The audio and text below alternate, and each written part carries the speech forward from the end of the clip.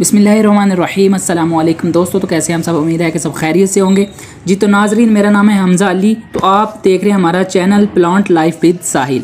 तो आज हम एलोवेरा के बारे में बात करेंगे कि इसके क्या फ़ायदे हैं और ये किस तरह का पौधा है और इसके नुकसानात क्या हैं। ठीक है जी, तो पूरी वीडियो देखने के लिए हमारे साथ जुड़े रहिए ताकि आपको कंप्लीट इन्फॉर्मेशन यहाँ से मिल सके।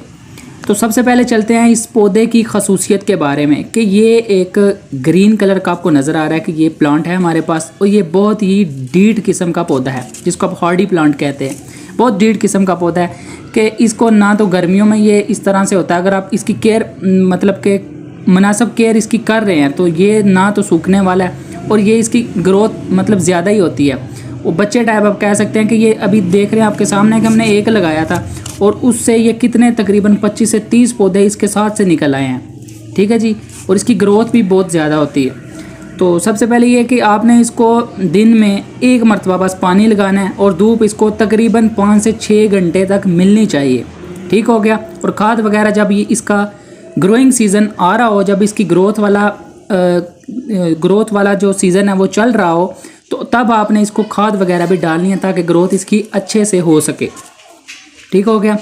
अभी चलते हैं जी, इसको जो दुनिया मानती है इस पौधे को क्या कहती है, वो कहते हैं जी एलोवेरा को एक जादुई तिब्बी की हैसियत से जाना जाता है। ठीक है जी, ये दुनिया मान रही है। ठीक है जी, साइंस ने इस पर रिसर्च की है, साइंटिस्ट वगैरह ये कह रहे हैं कि ये एक तिब्बी है, तिब्बी हैसियत से इसको जाना जाता है कि हर बीमारी का इलाज इसके अंदर से निकल सकता है।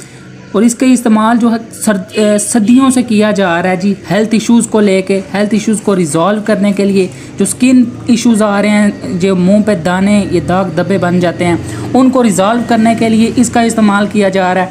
इसकी ये ऊपर से ये जो लेयर्स ये इसको उतार के मुँह पे मलें, इसके भी बहुत ज़्यादा फ़ायदे हैं। इसका जूस पिए, उसके अलहदा फ़ायदे हैं। मतलब इसके हर लिहाज से इसके फ़ायदे मतलब जाने जाते हैं। जो लोग तो इसका इस्तेमाल कर रहे हैं वो बेहतर जानते हैं।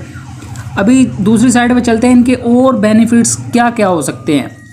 जिन लोगों को ये हाजमे का मसला होता है कि उनसे कोई चीज़ हज़म नहीं हो रही, मतलब इस तरह से, या मैदे में कोई दर्द वगैरह, कोई जलन, कोई चीज़ खा लेते हैं उस तरह से कोई जलन वगैरह होती है, दर्द शुरू हो जाती है मैदे में, तो वो उन्होंने करना क्या है कि वो इसका जूस बना के पिएँ। ठीक है, नहीं तो इसको आपने क्या करना है, मतलब रेगुलरली इसका इस्तेमाल नहीं आपने करना, आपने इसको कुछ मतलब अगर आप 15 दिन इसका इस्तेमाल कर रहे हैं तो आपने अगले 15 दिन इसका इस्तेमाल नहीं करना। ठीक है जी, रेगुलर बेस पे जो इसका इस्तेमाल करेंगे वो फिर नुकसानदेह चीज़ हो सकती है आपके लिए। दूसरी चीज़ ये है कि पुरानी से पुरानी पेट दर्द के, कोई भी चीज़ खाते ही पेट में दर्द शुरू हो जाती है, इसके इस्तेमाल से वो भी ख़त्म हो जाएगी। गैस वगैरह, और सबसे बड़ी चीज़ के डायरिया का ख़ात्मा भी इसके इस्तेमाल से ख़त्म हो जाता है। उसके बाद नेक्स्ट चीज़ पे आते हैं कि पुरानी से पुरानी कब्ज़, जो कहते हैं जी मैंने फ़लाने हकीम से भी ये चीज़ खा ली, उससे भी खा ली, लेकिन मुझे आराम नहीं मिला, इसका इस्तेमाल करें। आप जिस भी हकीम से खाएंगे आपको आराम आ जाएगा। उसके बाद जो सबसे अच्छी चीज़ है जो मुझे भी इसकी पसंद है वो ये है कि इसकी तासीर ठंडी होती है। सही हो गया। सीने में अगर आपको जलन वगैरह महसूस हो रही है, या कुछ लोग कहते हैं जी मुझे गर्मी हो गई है, तो वो इसका इस्तेमाल करें क्योंकि इसकी तासीर ठंडी होती है। वो इसका जूस बना के पी सकते हैं, जिसकी वजह से उनके जो सीने में दर्द महसूस कर रहे हैं या जलन महसूस कर रहे हैं, तो वो इसके जूस पीने से उसका ख़ात्मा हो जाएगा। इसके जो नुकसानात हैं वो थोड़े से हैं। वो ये है कि वो औरतें जो हामला हैं या उनका मतलब कि अब इस तरह से कह सकते हैं कि 1 साल या 1.5 साल का बच्चा है, वो इस्तेमाल ना करें, थोड़ा नुकसानदेह अमल में आएगा ये चीज़। या वो लोग जिनको एलर्जी है किसी चीज़ से, वो होता है ना कि पौधों से एलर्जी है या डस्ट एलर्जी है उनको, या लहसुन और प्याज वगैरह वो जब खाते हैं या वो उनके सामने काटा जाए तो उसकी स्मेल से उनको एलर्जी स्टार्ट हो जाती है, तो वो लोग इसका इस्तेमाल बिल्कुल ना करें। सही हो गया। बाकी इसके फ़वाइद आपके सामने रखे। ये हर घर में ये पौधा होना चाहिए, और ये हांडी वगैरह तो सारे लोग बनाते हैं। अगर एक माह में आप 5-6 मरतबा भी इसको हांडी में डाल के खाएं तो बहुत सारे इसके फ़ायदे हैं जो हम लोग नहीं जानते। ठीक हो गया। हम डॉक्टरों के पास भागते हैं, जो चीज़ मतलब हर चीज़ का इलाज इसमें से निकलता है वो चीज़ हम इस्तेमाल नहीं करते। कुछ लोगों को ये मसला होता है कि उनके दांतों में, आपने देखा होगा कि येलो कलर के दांत हो जाते हैं या कीड़ा वगैरह लग जाता है काले कलर का।